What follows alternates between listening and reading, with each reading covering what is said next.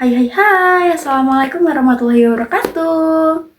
Perkenalkan, nama aku Raicha Mirta Nabila, biasa dipanggil Raisya. Aku merupakan mahasiswi semester 4 program studi Administrasi Publik Fakultas Ilmu Administrasi Universitas Islam Malang. Jadi pada kesempatan kali ini aku akan review buku yang berjudul Manajemen Pelayanan Publik, Inovasi, Kualitas, Kepuasan Masyarakat di Era Digital. Jadi dalam buku ini itu ada 12 bab.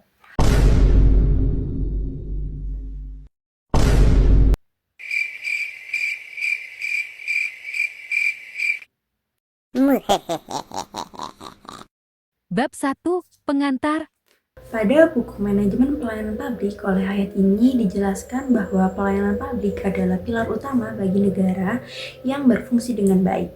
Kualitas pelayanan publik yang disediakan oleh pemerintah seringkali terjadi tolak ukur terhadap kepuasan masyarakat terhadap pelayanan. Buku ini disusun untuk memberikan dasar yang kuat bagi pembaca dalam memahami prinsip manajemen pelayanan publik yang baik. Elemen administrasi publik meliputi struktur organisasi pemerintahan, manajemen sumber daya, serta pentingnya pengawasan dan akuntabilitas dalam menjalankan kepemerintahan itu.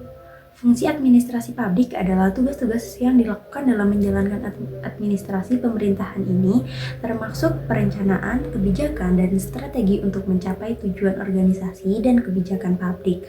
Dengan mengaplikasikan metode perencanaan, pemantauan, dan evaluasi kebijakan publik dalam meningkatkan standar pelayanan yang efektif dan efisien. Bab 2, Ruang Lingkup. Manajemen Pelayanan Publik.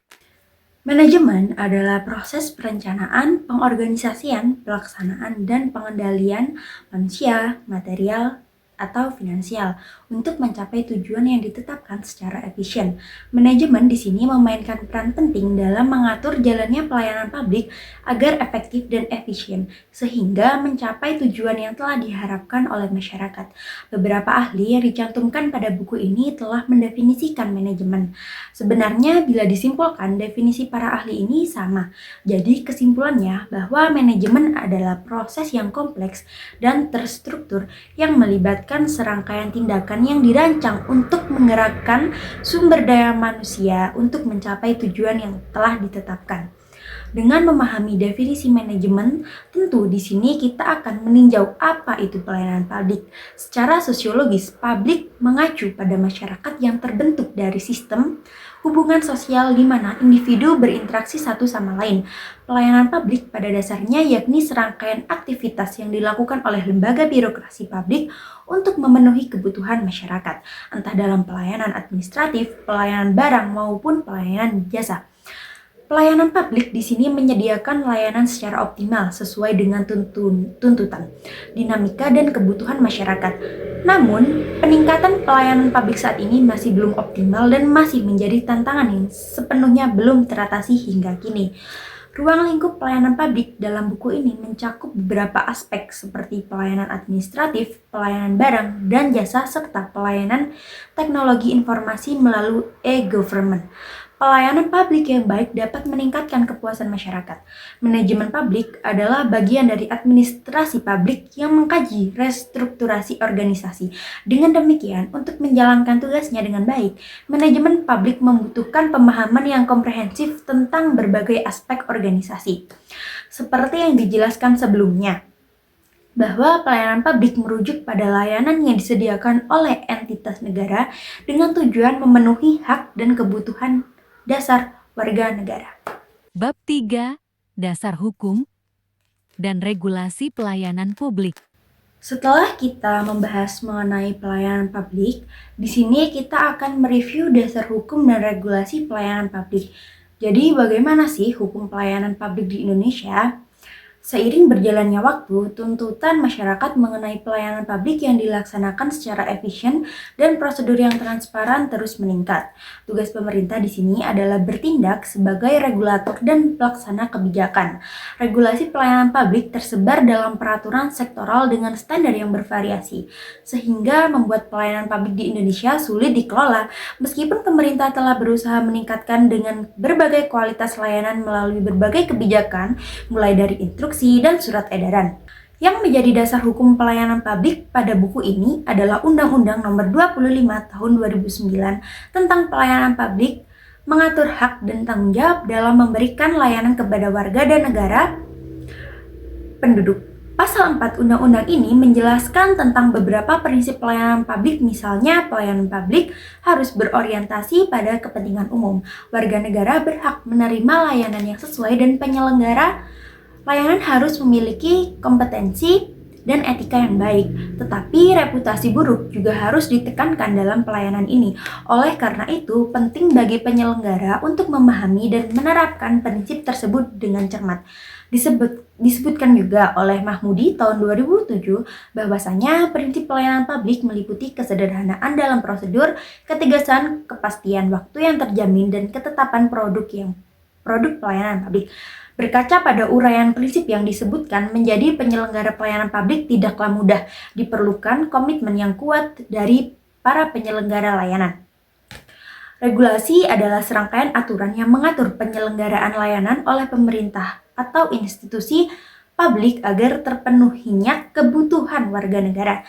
Dalam konteks pelayanan publik di Indonesia, regulasi ini tercermin dalam beberapa dokumen hukum, antara lain yang pertama Undang-Undang Nomor 25 Tahun 2009 yang mengatur kerangka dasar pelayanan publik, dan selanjutnya Peraturan Menteri Pendayagunaan Aparatur Negara atau PAN dan Reformasi Birokrasi Nomor 19 Tahun 2021 yang menetapkan standar pelayanan dan reformasi birokrasi di lingkungan Kementerian PAN. Regulasi bertujuan untuk menjamin bahwa penyelenggara pelayanan sesuai dengan standar kualitas yang telah ditetapkan. Namun, juga perlu diperhatikan dampak tingkat kepatuhan dan implementasi standar pelayanan yang mempengaruhi kualitas layanan. Bab 4. Prinsip-prinsip pelayanan publik. Pada bab ini, menekankan pentingnya prinsip-prinsip pelayanan publik sebagai fondasi utama dalam membangun kepercayaan masyarakat terhadap pemerintah. Dalam praktiknya, pelayanan publik di Indonesia masih menghadapi tantangan serius, seperti politisasi birokrasi dan rendahnya profesionalisme aparatur. Birokrasi kerap digunakan sebagai alat kekuasaan, bukan sebagai pelayan masyarakat. Padahal, pelayanan publik yang ideal seharusnya dilandasi dengan nilai keterbukaan, responsivitas, dan partisipasi aktif masyarakat. Prinsip dasar pelayanan publik mencakup kesederhanaan prosedur, kejelasan informasi, kepastian waktu, akurasi keamanan, tanggung jawab, serta kelengkapan sarana prasarana. Undang-Undang Nomor 25 Tahun 2009 juga menetapkan asas-asas penting seperti kepastian hukum, kesetaraan hak, profesionalisme, akuntabilitas, dan perlakuan khusus bagi kelompok rentan. Selain itu, tinjauan akademis menambahkan prinsip transparansi, aksesibilitas, dan responsivitas sebagai elemen penting dalam mewujudkan good governance. Bab ini juga membahas perkembangan paradigma dalam administrasi publik, terutama munculnya pendekatan New Public Management atau NPM yang mengadopsi prinsip sektor swasta seperti efisiensi, orientasi hasil, dan kompetensi. Namun, penerapan NPM di negara berkembang seringkali tidak sesuai konteks karena keterbatasan kapasitas birokrasi, infrastruktur, dan regulasi yang lemah. Sebagai alternatif, pendekatan New Public Service yang dikembangkan oleh Dendrat muncul sebagai paradigma baru yang lebih humanistik dan demokratis. NPS menekankan bahwa warga negara adalah mitra aktif dalam pemerintahan. Prinsip-prinsip utama NPS meliputi pelayanan publik yang berorientasi pada masyarakat, kolaborasi lintas sektor, keadilan sosial, transparansi, akuntabilitas, efisiensi, dan keberlanjutan. Di era digital, NPS juga mendorong inovasi dan partisipasi berbasis teknologi, meskipun tetap menghadapi tantangan seperti kesenjangan digital dan perlindungan data. Secara keseluruhan, bab ini menegaskan bahwa pelayanan publik harus dikembangkan dengan menunjang menjunjung prinsip-prinsip demokrasi, partisipasi, dan keadilan untuk mewujudkan pemerintahan yang melayani dan dipercaya oleh masyarakat. Bab 5. Kualitas pelayanan publik. Bab ini membahas secara menyeluruh tentang konsep, dimensi, unsur, dan faktor-faktor yang memengaruhi kualitas pelayanan publik. Konsep kualitas dijelaskan sebagai sejauh mana layanan memenuhi standar atau harapan. Kualitas tidak muncul secara kebetulan, melainkan hasil dari desain, perencanaan, dan pelaksanaan yang baik. Untuk meningkatkan kualitas digunakan pendekatan seperti Total Quality Management atau TQM dan Six Sigma. Beberapa elemen penting kualitas pelayanan menurut Ibrahim tahun 2008 meliputi pertama, produk. Produk ini merupakan hasil fisik seperti dokumen atau infrastruktur. Yang kedua, jasa seperti layanan langsung seperti pendidikan atau kesehatan. Yang ketiga, manusia seperti aparat yang memberikan layanan. Yang keempat, proses, mekanisme pemberian layanan. Dan yang kelima, lingkungan, yakni kondisi fisik dan sosial tempat layanan diberikan. Dimensi kualitas pelayanan menurut Zeitam, Parasuraman, dan Berry meliputi timeliness atau bukti fisik, reliability, kehandalan, responsiveness, daya tanggap, asuransi, jaminan, empati atau empati. Untuk mengukurnya digunakan metode seperti survei kepuasan masyarakat atau SKM, indeks kepuasan masyarakat atau IKM, dan evaluasi kinerja berbasis indikator. Bab ini juga menguraikan unsur-unsur pelayanan publik seperti sistem personal, sarana prasarana, masyarakat sebagai pengguna, kejelasan informasi, dan kepuasan layanan. Terakhir, faktor penentu kualitas layanan menurut Parasuraman DKK meliputi 10 aspek seperti responsivitas, kompetensi, aksesibilitas, komunikasi, dan keamanan. Bab 6. Pelayanan prima. Bab ini membahas konsep pelayanan prima sebagai bagian esensial dalam pelayanan publik yang bertujuan untuk memenuhi kebutuhan dasar dan hak-hak sipil masyarakat secara optimal. Konsep pelayanan prima didefinisikan sebagai bentuk layanan yang melampaui standar, berorientasi pada kepuasan pengguna layanan. Berdasarkan keputusan Menpan nomor 63 tahun 2003, pelayanan prima adalah aktivitas pelayanan yang dilaksanakan dengan orientasi pada pemenuhan kebutuhan masyarakat serta sesuai dengan peraturan yang berlaku. Pegawai negeri sebagai pelaksana pelayanan publik juga dituntut untuk menjalankan tugasnya dengan profesional dan tanpa diskriminasi. Tujuan pelayanan prima tidak hanya untuk memuaskan masyarakat, tetapi juga membangun kepercayaan, memberdayakan masyarakat, serta mendorong reformasi birokrasi. Pelayanan prima dianggap sebagai fondasi keberhasilan dalam menjawab kebutuhan masyarakat secara tepat dan manusiawi. Dalam pelaksanaannya, pelayanan prima memiliki 3 aspek utama. Yang pertama, attitude, yakni sikap ramah, sopan, dan bangga terhadap institusi.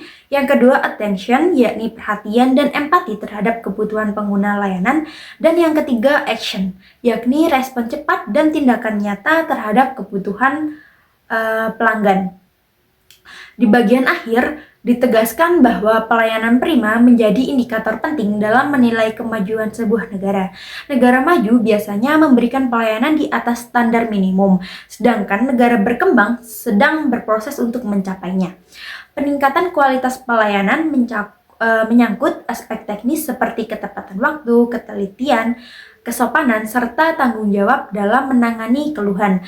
Dengan pelayanan yang baik, pemerintah dapat memperoleh loyalitas dari masyarakat, meningkatkan efisiensi, dan memperkuat citra positifnya di mata publik.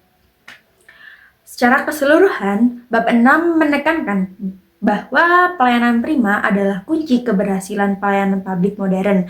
Ia menjadi fondasi yang harus diintegrasikan secara menyeluruh dalam kebijakan dan praktik pemerintah agar mampu menjawab tuntutan masyarakat yang semakin kompleks dan dinamis. Bab 7.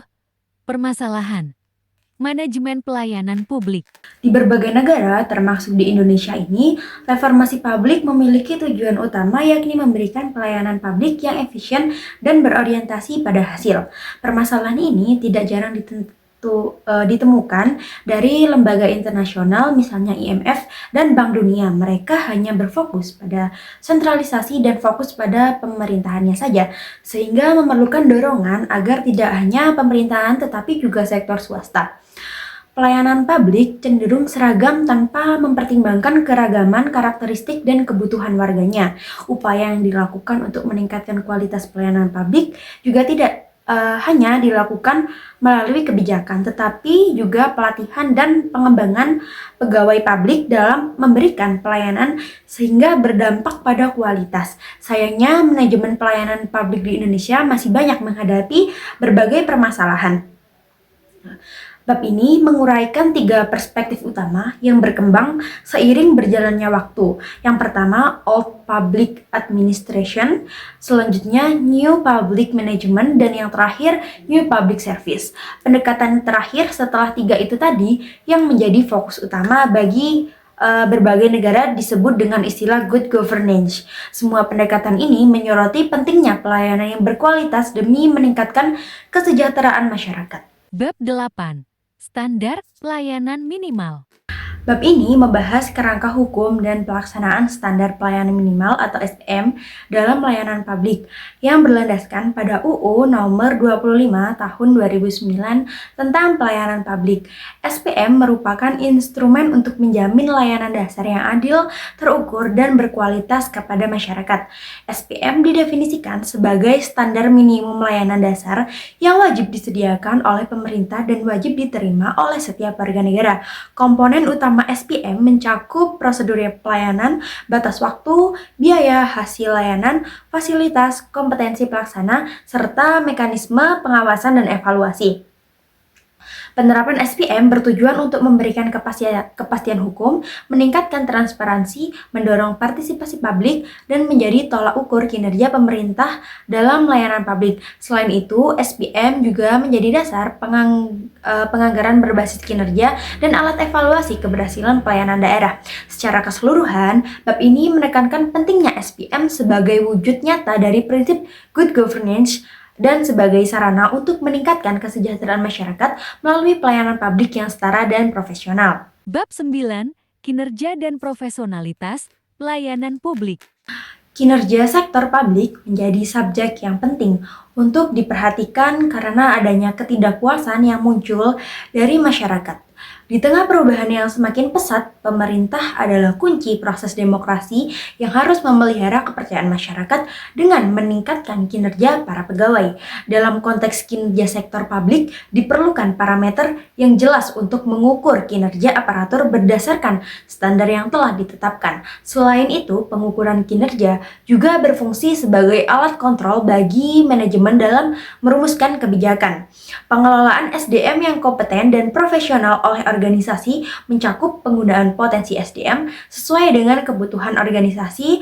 Pegawai yang profesional tidak hanya berfokus pada pelaksanaan tugas sehari-hari, tetapi juga proaktif dalam mencari cara untuk meningkatkan kinerja. Seperti yang dikatakan oleh Sedarmayanti tahun 1955 bahwa pengelolaan SDM harus mempertimbangkan kuantitas dan kualitasnya. Dalam konteks manajemen, seorang pemimpin harus memiliki kemampuan untuk mengidentifikasi kebutuhan pengembang SDM dalam organisasi. Keberhasilan kualitas pelayanan publik dapat dilihat dari kemampuan dalam memenuhi kebutuhan masyarakat yang menggunakan layanan tersebut. Konsep kepuasan masyarakat mengacu pada perasaan positif atau negatif seseorang setelah membandingkan kinerjanya. Namun, menciptakan kepuasan pelanggan bukanlah tugas yang sederhana. Oleh karena itu, penyelenggara layanan harus mampu memahami dengan baik apa yang diinginkan oleh pengguna layanan. Bab 10. Budaya etika dan kode etik dalam pelayanan publik. Pelayanan publik bukan hanya soal efisiensi dan teknologi, tapi juga sangat bergantung pada etika dan moralitas. Sayangnya, di Indonesia aspek ini masih sering diabaikan. Banyak birokrat yang lebih mementingkan kepentingan pribadi atau kelompok daripada kepentingan masyarakat. Padahal etika berperan besar dalam meningkatkan kepuasan publik dan keberhasilan pelayanan. Perubahan paradigma ke arah good governance menuntut pemerintahan yang adil, transparan, dan akuntabel. Namun, masih banyak tantangan terutama dalam menanamkan nilai-nilai etika dalam birokrasi. Etika dalam pelayanan publik berarti menjalankan tugas tidak hanya sesuai aturan, tetapi juga dengan kesadaran moral dan tanggung jawab sosial.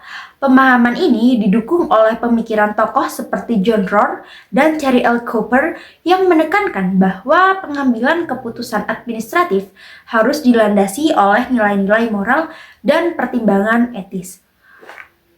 Kode etik menjadi alat penting dalam menegakkan etika birokrasi. Meskipun nilai-nilai Pancasila dan agama sering dijadikan pedoman penerapannya belum maksimal. Kode etik harus dipahami bukan sebagai formalitas, tapi sebagai panduan perilaku nyata dalam melayani masyarakat. Etika juga sangat penting dalam mewujudkan good governance. Masalah seperti birokrasi yang rumit, minimnya transparansi, dan rendahnya profesionalisme bisa diatasi jika birokrat mengedepankan nilai-nilai etis. Dengan komitmen yang kuat terhadap etika, pelayanan publik akan menjadi lebih responsif, adil, dan mampu menjawab kebutuhan masyarakat dengan baik. Bab 11. Transparansi, akuntabilitas, responsibilitas, partisipasi publik, dan integrasi pelayanan publik. Akuntabilitas publik merupakan dasar etika penting dalam administrasi dan penyelenggaraan pemerintahan. Intinya, setiap lembaga, baik eksekutif, legislatif maupun yudikatif, harus mampu mempertanggungjawabkan semua keputusan dan tindakan mereka kepada publik. Dalam praktiknya, setiap aparat pemerintahan wajib memahami tugasnya secara jelas karena kesalahan dalam pelaksanaan tanggung jawab bisa berujung pada pelanggaran hukum. Secara etimologis, kata akuntabilitas berasal dari bahasa Latin dan berkaitan dengan perhitungan serta pertanggungjawaban. Akuntabilitas digunakan untuk memastikan dana publik dikelola secara tepat. Di era modern, akuntabilitas menjadi bagian penting dari good governance, tidak hanya soal keuangan, tapi juga keputusan kebijakan yang etis dan adil. Pemerintah dituntut untuk transparan, terbuka, dan responsif terhadap masyarakat. Selain itu, penyediaan informasi yang jujur dan mudah diakses juga jadi bagian dari akuntabilitas, agar masyarakat bisa ikut berpartisipasi dalam pengambilan keputusan. Intinya, akuntabilitas mencerminkan komitmen pada integritas dan pelayanan publik yang berkualitas demi membangun kepercayaan masyarakat terhadap pemerintah. Bab 12. Inovasi dalam pelayanan publik. Bab terakhir ini menjelaskan pentingnya inovasi dalam pelayanan publik sebagai bagian dari transformasi pemerintahan modern. Inovasi tidak hanya soal penggunaan teknologi baru, tetapi juga tentang bagaimana pemerintah menciptakan solusi kreatif, inklusif, dan berkelanjutan demi meningkatkan kualitas layanan dan hubungan dengan masyarakat. Pendekatan kebijakan yang responsif terhadap kondisi sosial dan ekonomi, serta penggunaan data besar untuk pengambilan keputusan yang lebih akurat juga termasuk bagian dari inovasi. Dalam konteks desentralisasi, pemerintah daerah didorong untuk merancang layanan yang sesuai dengan kebutuhan lokal melalui kebijakan yang inovatif. Menurut para ahli seperti Galbraith dan Scone, inovasi adalah pemanfaatan teknologi yang ada secara kreatif guna menciptakan nilai tambah. Hal ini sejalan dengan tujuan reformasi birokrasi, di mana pemerintah menargetkan pelayanan publik yang cepat, transparan, dan proaktif. Oleh karena itu, inovasi harus menjadi budaya organisasi yang terus diperkuat melalui pertukaran pengetahuan dan kolaborasi antar unit pelayanan. Pada akhirnya, inovasi dalam pelayanan publik adalah kunci untuk menciptakan birokrasi yang akuntabel dan transparan. Momentum inovasi ini harus dijaga dan terus dikembangkan agar kualitas pelayanan publik Indonesia semakin maju dan setara dengan standar global. Paradigma inovasi pelayanan publik menjelaskan bahwa inovasi merupakan konsep multidimensional yang didefinisikan secara beragam oleh para ahli. Inovasi tidak hanya berkaitan dengan penciptaan ide baru, tetapi juga implementasinya dalam konteks sosial dan organisasi tertentu. Inovasi mencakup kebaruan yang relatif, baik dari interpretasi ide lama maupun penerapan teknologi yang sudah ada dengan cara baru. Dalam sektor publik, inovasi diarahkan pada peningkatan efisiensi, efektivitas, serta penciptaan nilai publik. Inovasi publik tidak hanya dipengaruhi oleh teknologi, tetapi juga oleh politik, norma sosial, dan kolaborasi antar pemangku kepentingan. Inovasi dibedakan dari pengembangan organisasi biasa karena menciptakan diskontinuitas atau perubahan fundamental. Tantangan utama inovasi di sektor publik mencakup birokrasi, sistem sosial kompleks, dan tingginya risiko, namun tetap menjadi instrumen penting untuk kesejahteraan masyarakat. Inovasi dapat dilakukan di tingkat nasional maupun di daerah dengan sinergi untuk menciptakan dampak yang maksimal. Inovasi nasional berperan penting dalam mendorong pertumbuhan ekonomi melalui penguatan sektor industri dan komersial. Sedangkan inovasi daerah adalah tanggung jawab seluruh tingkat pemerintahan, terutama pemerintah daerah yang harus memaksimalkan potensi lokal secara efektif dengan memahami perkembangan teknologi. Inovasi daerah bertujuan meningkatkan daya saing dan keuntungan daerah melalui berbagai aspek seperti transfer, pengetahuan, pengembangan jaringan lokal, dan sebagainya. Inovasi sektor publik secara umum ditandai oleh kebaruan efektivitas, efisiensi, dan kualitas pelayanan. Inovasi ini mencakup inovasi kebijakan dan administrasi publik. Tantangan inovasi sektor publik mencakup globalisasi, perkembangan teknologi informasi dan komunikasi, dan dinamika politik. Oleh karena itu, keberhasilan inovasi dipengaruhi oleh individu, organisasi, lingkungan terbuka, dan konteks politik yang khas di sektor publik.